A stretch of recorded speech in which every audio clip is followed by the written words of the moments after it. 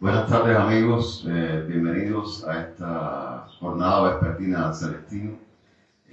Hoy vamos a estar conversando sobre la obra de Sergio Pitol en un panel, que tengo amigos acá que vamos a estar conversando en esta tarde, que es desde el mismo título de este panel, Domar a Pitol.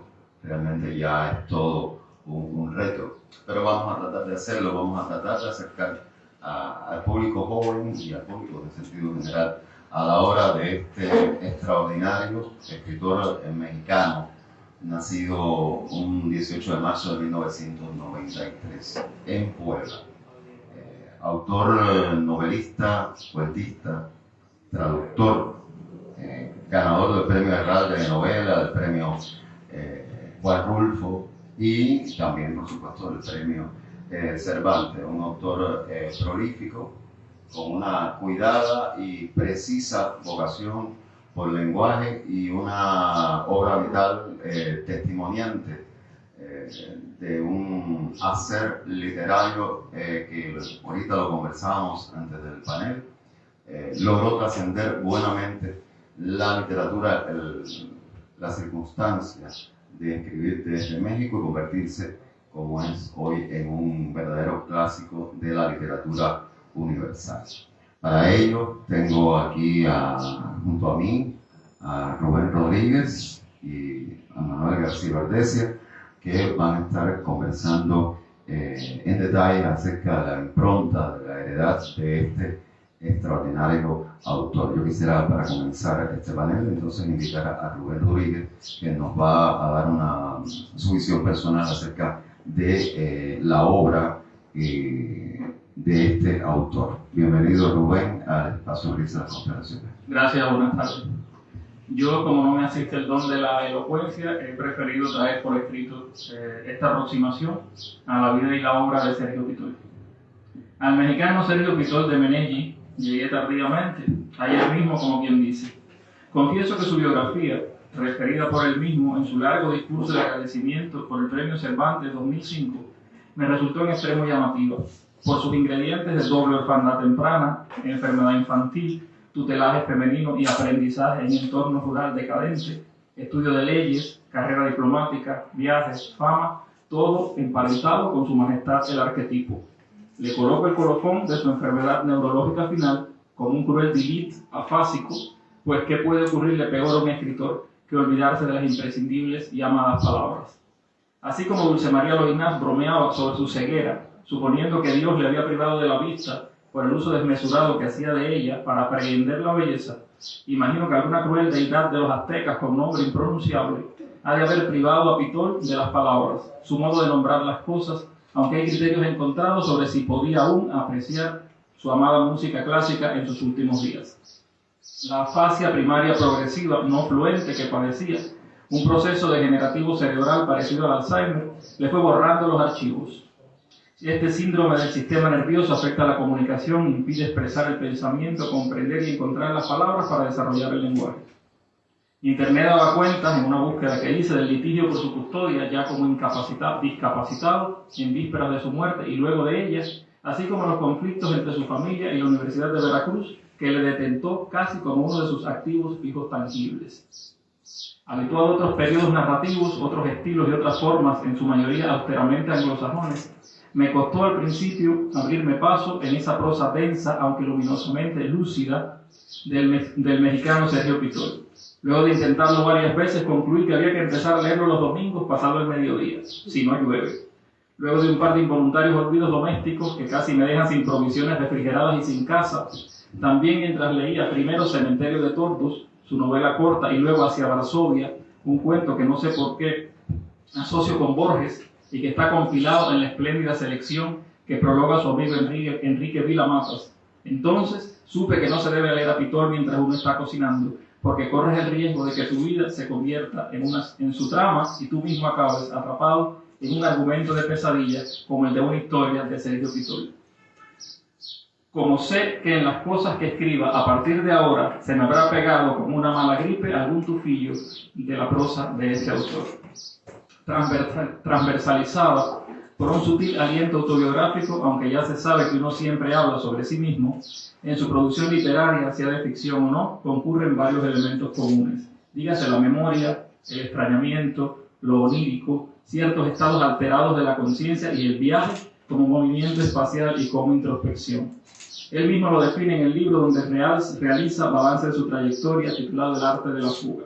Uno es los libros que ha leído, la pintura que ha visto, la música escuchada y olvidada, las calles recorridas. Uno es su niñez, su familia, unos cuantos amigos, algunos amores, bastantes fastidios. Uno es una suma mermada por infinitas restas.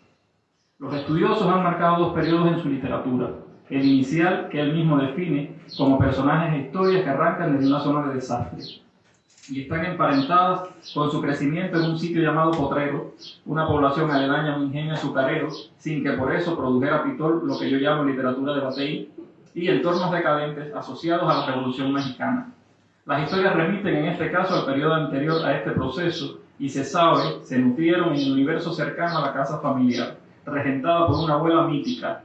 El autor la va a seguir viendo, evocando, incluso en Varsovia, en historias de la segunda etapa, e impregnada del hálito sutil de la decadencia, que es casi una costra. Esta etapa inicia con sus primeros cuentos, los de tiempo cercano e infierno de todos, y la marca una nostalgia prestada como la enfermedad crónica que no mata, pero carcome. La segunda etapa, la literatura de los viajes, cuyo protagonista es una especie de peregrino laico, corresponde al pintor cosmopolita, al diplomático mexicano afincado en París, Varsovia, Moscú, Praga, Budapest, y que también residiera en Roma, Beijing o Barcelona por razones de trabajo. Un hombre viajado, que sin embargo conserva sus raíces como una especie de angustia existencial, una pátina que le ata al sitio al que pertenece su corazón. No en vano, creo, uno encuentra tantos personajes afanados en el regreso a casa, la vuelta a México, a la otra luz, a la del Nuevo Mundo, a Jalapa, donde vivió hasta su muerte en 2018, aunque ya para entonces no supiera ni dónde estaba. Esto me ha llevado a recordar los consejos que recibiera de dos buenos amigos escritores hace 20 años. Manuel García Ordecia me dijo: vive intensamente, porque la literatura se alimenta de vivencias. José Luis Moreno del Toro me recomendó: viaja. Los viajes son buenos para el escritor, pues uno conoce, compara, nunca regresa idéntico.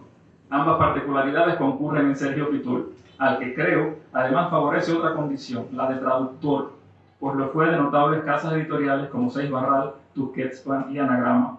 Y aunque se ha dicho con justicia traductore, traditore, el traductor traiciona, la reescritura creativa, el trasvasado de contenidos de una lengua a la otra, proporciona no pocas herramientas de estilo, dota al estilo propio de flexibilidad, maleabilidad, ductilidad, capacidad de mutación, de mímesis, pues el autor que adopta el servicio crece, se enriquece, multiplica su voz, la expande como el sinsonte.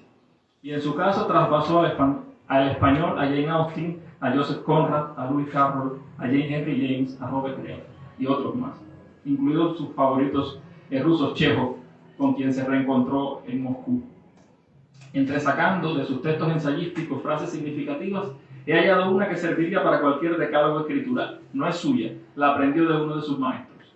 El mejor estímulo para un escritor lo logra acercándose a las épocas de mayor esplendor para la lengua, no para copiar a los genios, sino para adquirir la habilidad de modular a discreción la lengua propia. E incluso cita a Carpentier, a quien elogia el ritmo, la austera melodía del fraseo, una intensa música verbal de resonancias clásicas. Y leyéndole percibía el modo en que ambas virtudes se habían convertido en hechos de estilo para Sergio Pitol. No es el suyo un estilo escritural simple. Su sintaxis es compleja, sus periodos son largos, sus párrafos extensos, sus frases hermosamente barrocas, más bien rococó, sus escenarios tridimensionales, sensibles, sus descripciones cinematográficas, sus personajes vívidos y complejos, incluso en la simpleza intencional de algunos de ellos. Acceder a sus textos ha implicado en mi yo lector una renuncia, un aprendizaje. En estos días en que la salud conlleva dietas, menús sencillos, arduos en su austeridad, me permito comparar los textos que he leído con una gran cazuela de arroz blanco, simple, que debe ser masticado laboriosamente para descubrir la textura del grano cocido, los sabores que se ocultan al paladar. Sonrío al degustar a Pitol y mi pitanza franciscana, notablemente ricos y nutricios, estimulantes al paladar y a la inteligencia. Queda la invitación a leerle y que esta aproximación que he intentado sirva, y me valgo de un término lesamiano y cuasi gastronómico, de obertura palatal, para acceder al fabuloso y desconcertante Sergio Pitol de Menegui, uno de los grandes autores en lengua española.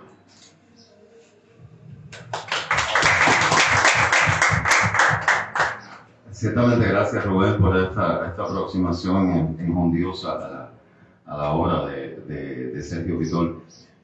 Como ya tú adelantabas, definitivamente creo que no bastaría un mero panel para tratar todas las facetas, todas las aristas que desanduvo este autor extraordinario. Solo con la labor de editor podríamos estar conversando toda la tarde. Realmente como él mismo decía, su reinterpretación de clásicos como Gogol, Chekhov, realmente hizo aportación a la heredad bibliográfica de Latinoamérica, de acercar a estos autores a los lectores latinoamericanos. Realmente fue extraordinario. Ahorita hablábamos, antes del panel, hacía referencia hace un momento, de la vocación inevitable que todo escritor tiene que tener. O sea, la voluntad es viajar y leer. Inevitablemente son dos ingredientes inevitables para cualquier autor. En el caso de Pitol, ampliamente ganado estos dos aspectos. Fue un gran viajero y fue además un extraordinario lector. A la hora de morir contaba alrededor de 10.000 títulos en su biblioteca personal, muestra realmente de su vocación lectora inevitable. Y que muchos, incluyendo la propia biblioteca de Veracruz, que él fundó básicamente con el ánimo de ceder un tanto algo de lo que había ganado, le agradecen mucho su labor. Sergio Pitol hablaba en algún momento de su vida cuando se le pidió en México para hacer una edición de su obra completa en homenaje a su cumpleaños, uno de sus cumpleaños. Él decía que se había detenido leyendo su obra de alrededor de 50 años y se había dado cuenta que buena parte, si no toda, su obra había sido una gran biografía disfrazada. De alguna manera, toda su obra era de alguna manera una gran biografía disfrazada, y de eso, entre otros elementos muchísimo más interesantes y con absoluto conocimiento de causa, voy a invitar entonces a Manuel García Verdesia para que nos comente acerca de este autor. Bienvenido, Manuel, gracias por estar acá en este espacio. Bueno, ante todo, siempre digo que la primera palabra es gracias. Gracias a este maravilloso colectivo, esta hermandad que se llama La Luz, por propiciarme la ocasión de hablar de un autor que desde que lo descubrí lo distinguí y lo asumí. Porque creo que una de las cosas más interesantes para los escritores no es solamente leer a los autores, es asumirlos, porque es una manera de extraerle aquellas cosas que nos pueden ayudar a hacer nuestra propia obra. Sergio Pitol es un autor totalmente, digamos, distinto. Es un autor totalmente distinto, personalísimo, singular en la narrativa mexicana. Autor que, como en las muy atinadas palabras que nos dijo Rubén, que nació, y esto hay que tenerlo en cuenta, él nace en Puebla, al sur de México, y se va a vivir con la familia a un lugar que se llama Potrero, que es un ingenio azucarero. Va a estar rodeado de cañas de azúcar, de matas de mangos, de palmeras. Todo el que ha viajado a México sabe que hay una gran diferencia entre los mexicanos del sur y los mexicanos del norte. Los mexicanos del sur son más atendidos a la cuestión rural, al medio agrícola, muy imbuidos de la tradición maya, de los ritos, de las ceremonias, mientras que los del norte están más atendidos al desarrollo industrial, a la cercanía con ese amoroso enemigo que es Estados Unidos, y esto los diferencia. Pitor, muy temprano, o sea, en este ambiente de ritos, de naturaleza, que estuvo marcado por la revolución agraria. Ustedes saben que uno de los temas fundamentales de la Revolución Mexicana era cambiar el panorama agrario del país, darle la tierra a los campesinos. Muy pronto quedó huérfano de padre y madre y empezó a vivir con la abuela. La abuela, que era una excelente lectora, que fue la que le indujo, imagínense, en una temprana edad, a leer ni más ni menos que Guerra y Paz de Tolstoy. Ya ustedes podrán imaginar cómo empezó este niño a leer, pero además con una voracidad tremenda. Ya en su juventud él empezó a descubrir autores como Faulkner, como Jane Austen, como Charles Dickens y otros. Y hace su escuela y posteriormente va a tener la posibilidad de estudiar leyes en la Universidad Autónoma de México. Esto lo preparó para una posibilidad posterior, y es la de entrar a formar parte del servicio diplomático mexicano, que le dio la extraordinaria ventaja, no ya en términos de profesión, sino en términos de movilidad. Le dio la posibilidad de viajar y conocer el mundo. Y esto es algo, el aspecto de las leyendas, de los rituales de la Revolución Mexicana, el viaje, son elementos que van formando sustancia constitutiva de su narración. Cuando usted lee a Pitor, se da cuenta que Pitor es un autor singular dentro de la narrativa mexicana. Yo voy a poner 3 ejemplos nada más de los más significativos para que los tengamos en cuenta. Por ejemplo, está Mariano Azuela. ¿Qué escribe Mariano Azuela? Escribe básicamente la novela de los mexicanos en la Revolución, los de abajo. Este enfrentamiento de un campesino que se va a la revolución, no porque él sepa lo que es una revolución, sino porque ha tenido un problema con el dueño de las tierras de él y quiere ver cómo se resuelve ese problema a través de la revolución.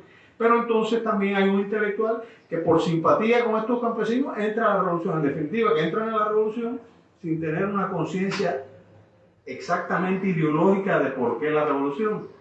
De ahí la frustración final.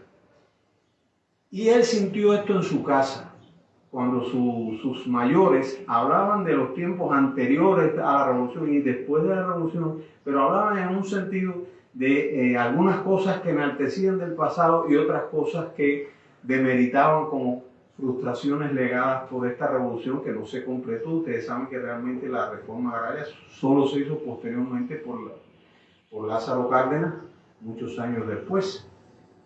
Pero ese es el mundo de Azuela, el mundo de México, de la revolución, de los pobres, de los agrícolas. El otro autor grandísimo, Juan Rulfo. ¿Cuál es el mundo de Juan Rulfo? El mundo de Juan Rulfo es el mundo mítico del México ese, de los seres rurales que tienen creencias, que creen en la muerte, que la muerte es un gran elemento en la cultura mexicana. Se celebra el Día de los Muertos con una gran festividad. Y por eso es que en Pedro Páramo se habla con los muertos. Pedro Páramo, como él dice, un rencor vivo. Pero ese es el mundo mítico, el mundo de los sueños, el mundo de las fabulaciones de la zona rural básicamente mexicana. Y el otro gran narrador mexicano, ¿quién sería? Carlos Fuentes, por supuesto. Pero ¿cuál es el mundo de Carlos Fuentes? El mundo de Carlos Fuentes es el de las diferencias de clases entre los ricos y los pobres, y las diferencias que hay entre los mexicanos de acá y aquellos que se quieren ir hacia allá, hacia el norte. No es casual que una de sus mejores novelas sea La Frontera de Cristal, que trata precisamente esto de la relación de los mexicanos que se van hacia el norte. Pero fíjense que en los 3 casos, el eje, y podríamos sumar a otro, a Juan Villoro, escritor actual muy reconocido en México, su mundo también es la modernidad, pero mexicana. fíjense que son autores atenidos a su mundo, a México. En Pitón no es así. Pitón es un autor totalmente ecuménico. México está, y sobre todo está en sus primeros libros, en los libros de cuentos, Tiempo Cercado y Infierno de Todos, que se basan en aquellos asuntos que él oía hablar de la Revolución Mexicana. Pero ya posteriormente, ya él va a moverse en otro ámbito. ¿Cuáles son, a mi modo de ver, los componentes esenciales de la narrativa de Sergio Pitol? En primer lugar, él lo decía en su manera, por supuesto, pero muy bien dicho. En Sergio Pitol hay una cohabitación muy bien lograda entre lo memorialístico, lo autobiográfico, y la ficción. Se puede decir que todas las novelas de Sergio Pitol son memorias noveladas o novelas memoriadas, como usted la quiera llevar. Pero siempre está el trasunto de esa persona que ha estado conociendo aspectos y lo va llevando a su literatura. Logrado por supuesto, es un autor de un dominio del lenguaje, de un dominio de la estructura narrativa, de un dominio de crear atmósferas, de crear transiciones entre los episodios y de llevarlo a usted de la mano hacia los tremendos cierres de sus obras, que es esplendoroso. Pero ese es un primer elemento, esta cuestión de lograr machiembrar excelentemente lo biográfico con lo ficcional. El otro elemento fundamental es el viaje. Si hay una palabra, y no es casual, que una novela suya se llame, de 2000 precisamente se llame El viaje, porque el viaje es un elemento fundamental, y él lo dice en ciertas circunstancias. El viaje tiene un sentido para él. ¿Y qué es el motivo? Es ver cómo se comportan los seres humanos en situaciones ajenas a las propias. Cómo se comporta el mexicano cuando viaja a Varsovia, a Moscú, a Estambul, a Praga, una ciudad que él amaba, ¿verdad? Miren, le voy a leer un breve fragmento. Perdone que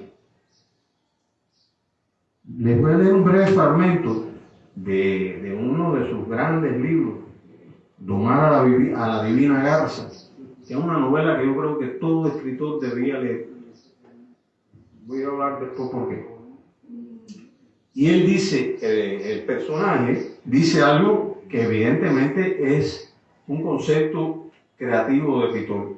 Dice, mi viaje, no sé si ya lo he dicho, fue más que nada una aventura interior, una indagación sobre la maldad humana y a la vez, de eso puedo enorgullecerme, un descubrimiento de mi resistencia al mal. Eso lo dice el personaje de Domar a la Divina Garza. Pero es que eso es un constituyente de la narrativa de Sergio Pitol, ir enfrentando a las personas en distintos episodios en medio de un viaje a ver cómo se comporta, cómo reacciona. Una resistencia al mal. El otro elemento constitutivo de la novelística de Sergio Pitol es, además del viaje, la literatura dentro de la literatura. Esto que se da en muchos autores, por supuesto. Desde Shakespeare está. Recuerden en Hamlet que para descubrir la muerte del padre de Hamlet, Shakespeare utiliza una pieza de teatro. Ya desde mucho antes estaba la literatura dentro de la literatura. No es un descubrimiento de él, pero sí un elemento que él usa. Y no es casual que en cada novela de Pitol mencione, trabaje, descubra. Hay elementos a veces que rozan lo ensayístico sobre distintos autores, sobre todo uno que es evidentemente el preferido del que es Gogol. ¿Pero por qué Gogol? caballeros, si todos los que hemos leído a Gogol sabemos que es precisamente alguien que tiene que ver con el mundo ese esperpéntico, rocambolesco, totalmente alucinante, que es lo que prefiere Pitor. Ese es el Gogol del capote, de las almas muertas, etc.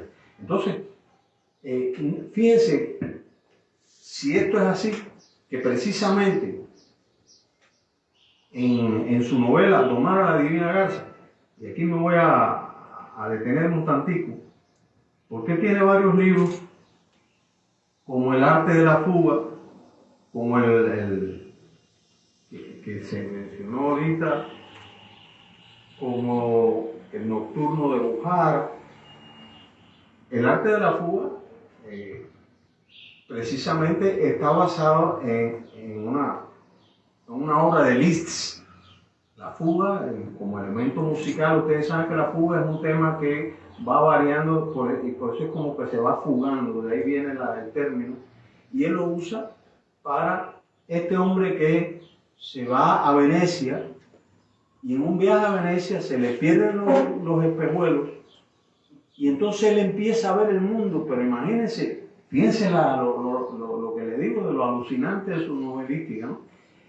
En ese mundo de Venecia, bueno, todos los que han leído, ustedes saben que todas las obras que están relacionadas con Venecia tienen que ver con el mundo de los carnavales, de la ópera, del arte, del disfrute, del goce sensual, de la carnalidad. Y en este mundo de Venecia, a este hombre se le pierden los espejuelos y entonces él empieza a mirar el mundo, pero ¿cómo lo está mirando? Como lo ve un miope. Fíjense qué estratagema utiliza el autor para darnos una visión no totalmente nítida, tal vez un poco distorsionada, pero una visión al fin del mundo de Venecia. Eso es lo que trata el arte de la fuga. Además de caer, como bien dijera mi amigo Rubén, hay toda una serie de anotaciones respecto a distintos escritores, porque él utiliza mucho esto que he dicho. El otro libro importante de 1981, hay que decir, me faltó decir que recordemos que estamos celebrando los 90 de su nacimiento y los 25 de su muerte, coinciden con ser años cerrados de Pitor. En El nocturno de Bujara, que tiene un título bellísimo, hay una edición de Casa de las Américas, tal vez en la biblioteca que él le dio para los que se queden interesados en leerlo. Es un libro de cuentos. Nocturno de Bujara es un libro hechizante. Es un libro hechizante porque hay un personaje, es un escritor, José Manuel, él va a viajar por distintas ciudades y llega a Bujara, esa ciudad de allá del Asia que antes pertenecía a la Unión Soviética. Y en Bujara, en el instante en que está el autor, empieza a producirse una extraña lluvia de cuervos que empiezan a caer del cielo. Estos cuervos caen, se despedazan y vienen los animales y se los comen. Entonces todo el mundo se queda extrañado en esta situación totalmente absurda, ilógica. Pero pasan muchas más cosas. Hay una italiana que es su amiga, una pintora que él cuida y defiende, que se enamora de un venezolano, pero este venezolano es un Casanova que anda buscando mujeres constantemente y tiene una situación angustiosa con la pintora venezolana, la pintora italiana, que decide irse a otra ciudad y dejar al pintor porque abusa de ella. Sin embargo, va a otra ciudad y extrañamente unos bandidos le dan una golpiza tremenda a esta mujer y esta mujer la ingresa en un hospital y el resultado de el protagonista narrador trata de ayudarla a salvar, pero lamentablemente pierde la razón como parte de esta golpiza. Esa es la novela, que además hay un amorío ahí entre dos hermanas y un hombre, y este hombre se enamora de la hermana de su esposa. Está toda esta situación concomitante y extraña en Bujara. Ese es el nocturno de Bujara. Pero yo quiero detenerme más en esta novela que ha sido una de las más promocionadas, divulgadas y leídas de Sergio Pitol, que es Domar a la Divina Garza. ¿De qué va a domar a la Divina Garza? Y aquí les decía que ya hay aquí un elemento curioso. Fíjense, Domar a la Divina Garza empieza con un pequeño prólogo de un hombre un escritor que llegado a sus 65 años decide empezar una nueva novela. Él decide empezar una nueva novela y se pone a pensar cómo va a escribir esta novela. Y al empezar a meditar su novela, se da cuenta que hay tres elementos fundamentales para él establecer la sustancia, digamos, nutricia de la novela. Uno, su lectura de Bakhtin. Los que están aquí conocen, Bakhtin fue un importante crítico literario de la era soviética, pero que estuvo mucho tiempo oculto porque él no participaba de la teoría del realismo socialista. Al contrario, él fue alguien que aportó lo que se ha llamado la carnavalización de la literatura en la Edad Media y el elemento cultural de la fiesta, del desparpajo dentro de la narrativa. Entonces él asume, ya esto lo está diciendo, como un elemento que él va a coger para sostener su narrativa, su lectura de Bakhtin. ¿Cuál es su segunda fuente nutricia? Gogol, la literatura de Gogol. Ese hombre, como bien en algún momento él discute con una profesora especialista sobre Gogol y discuten de Gogol. Y ella le dice, no, es que Gogol es un hombre que nunca entendió las circunstancias en las cuales vivía. Y entonces él asume a Gogol como posible influencia para su novela. Y lo tercero que él va a coger para escribir su novela es un personaje que dice el falso autor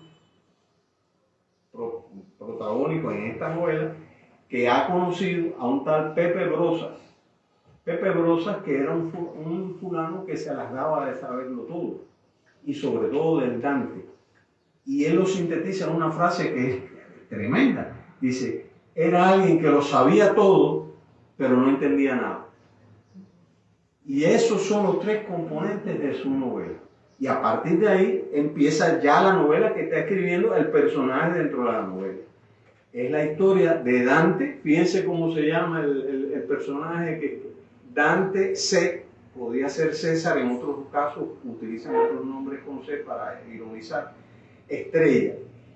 Dante Estrella va una tarde, él es un abogado que atiende a una familia y va a casa de esta familia a discutir asuntos de negocios, y sin embargo se pone a explayarse. Nadie lo atiende, que es lo más triste del caso, y lo que lean la novela. Nadie lo atiende, los muchachos están jugando, el otro está armando un rompecabezas, el viejo está bebiendo, pero él le dispara el cuento de su vida, de un viaje que hizo a Estambul, ni más ni menos, con unos amigos mexicanos que se encontró en Italia, y se fueron a Estambul. Y en Estambul, pues bueno, todas las peripecias. Allí en Estambul va a conocer a una especialista en Gogol, que se llama Marieta, y esta Marieta ha sido esposa de un importante etnólogo. Parece ser los dos de origen eslavo por sus apellidos, pero no se nos dice exactamente de cuál de los países eslavos, pero son eslavos. Y ese especialista, que fue el esposo de Marieta, ya muerto, ha descubierto en México y ha relatado para el mundo la festividad, el ritual de lo que llama Pitol el niño cagón. Yo he preguntado a algunos amigos mexicanos y no me han sabido decir exactamente si este ritual existe o existió de verdad. Esto no lo he podido averiguar, pero lo describe muy bien. Y viene hasta una oración que se implora a Dios, al niño, y todo el mundo a esa hora tiene que ponerse a hacer aquello que va a hacer el niño para limpiarse. Bueno, esa es la estructura de la novela, hasta que al final hay una gran discusión, un debate, y el hombre se va de Estambul, porque aquella mujer, aquella eslava profesora y especialista en Gogol era insoportable, se hace insoportable y se larga.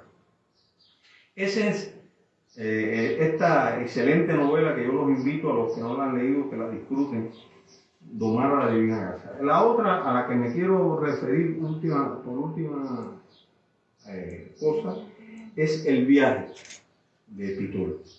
Ya les he dicho que el viaje es central para él. Y este es más memorialístico todavía que el Domar a la Divina Garza. Y es este hombre que ha servido, ha estado en el servicio diplomático, es un escritor y decide emprender un viaje a Moscú y Leningrado. O sea, Petersburgo, como él le llama. Y en ese viaje, casualmente, es muy interesante porque es un viaje que ocurre en el medio de la perestroika. Y es muy interesante ver cuando él llega a Moscú, cuando lo reciben los escritores soviéticos, cómo él trata de indagar cosas y todo el mundo le oculta ciertas cosas. Hay todo un rito para que lo atienda el presidente de la Unión de Escritores de Moscú.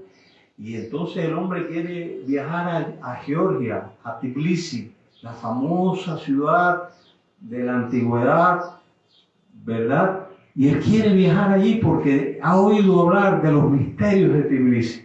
Pero todo el mundo trata de que el hombre no vaya a Tbilisi. La historia, ustedes deben recordar que cuando la perestroika, uno de los lugares que empezó a hacerle mayor resistencia a la situación soviética fue Georgia. Incluso se independizó primero con Shevardnadze. Y entonces él quería ir. Y curiosamente él se escapa y llega a un viaje a Tbilisi.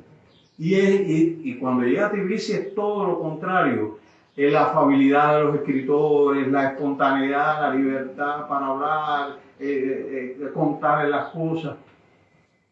Pero en el medio de este viaje se vuelve a topar en Moscú de nuevo, en una biblioteca, con aquel personaje que estaba en la Divina Garza. Aquí le cambia un poco el apellido, pero sigue llamándose Marieta, que es especialista en Gogol, y vuelve a tener de nuevo conflicto con su visión de Gogol, y el hombre, pues bueno, termina obstinado, se va a Tbilisi y decide de Georgia volverse a Praga porque no soporta el mundo artificial y artificioso que le crean los escritores soviéticos. Este es más o menos el concepto del viaje, pero hay muchísimas cosas sobre las relaciones interpersonales, sobre la búsqueda de la verdad, sobre el conocimiento de las leyendas y los ritos naturales de los pueblos, sobre el concepto,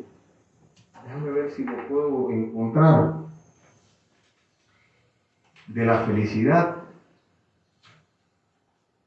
Precisamente cuando él encuentra a los escritores de Tbilisi, de Georgia. Tbilisi también en algunos casos en español le llaman Tiflis.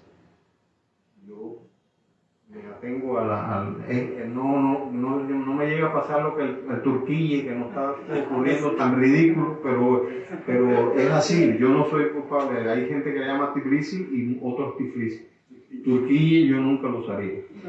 Él en el discurso que le dice a los escritores de Georgia, oigan qué hermoso, dice: hablé de la felicidad que había vertido en la ciudad y concluí diciendo que solo eso, un estado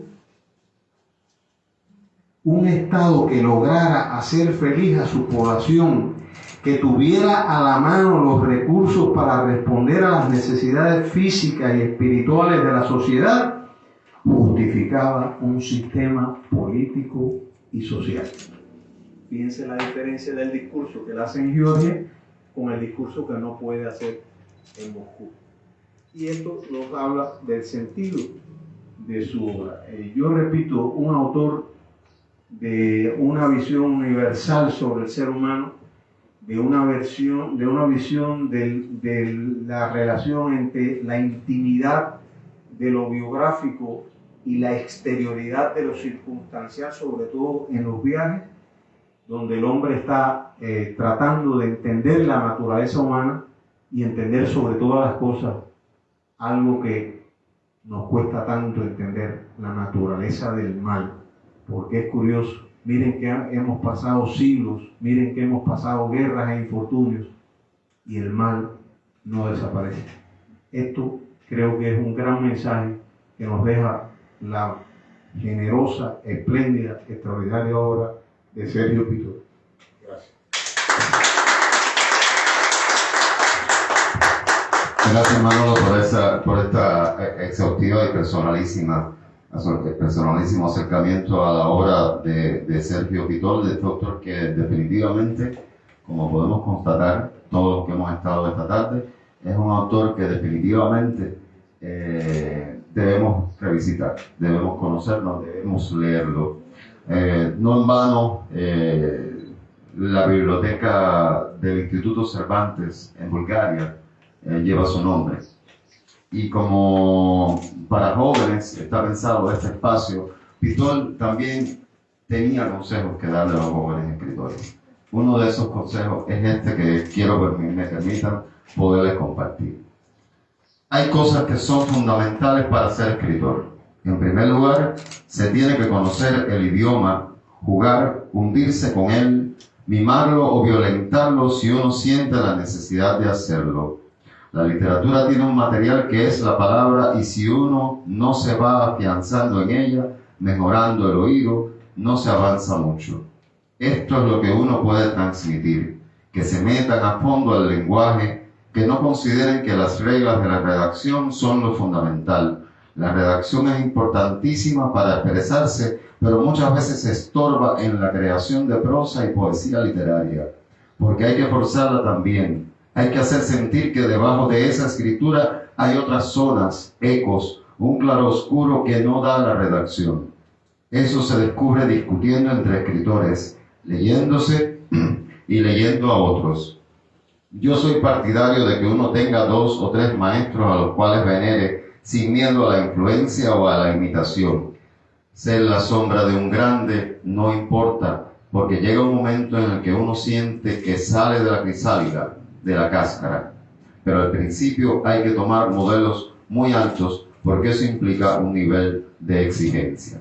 Y definitivamente exigirnos esta tarde poder acercarnos a esta obra de un autor que definitivamente, por más que tratemos, nos resulta imposible domar en el poco espacio de esta tarde calurosa y amable de este verano que se adelanta, pero ha sido definitivamente gozoso poderlo compartir con todos ustedes. Muchísimas gracias a Rubén Rodríguez, Manuel García Verdecia por esta tarde, esta charla tan amena, y a todos ustedes muchas gracias y los estamos esperando, invitando a que continúen en los espacios, junto a nosotros a los espacios de Ediciones La Luz, porque Celestino también sigue alucinando.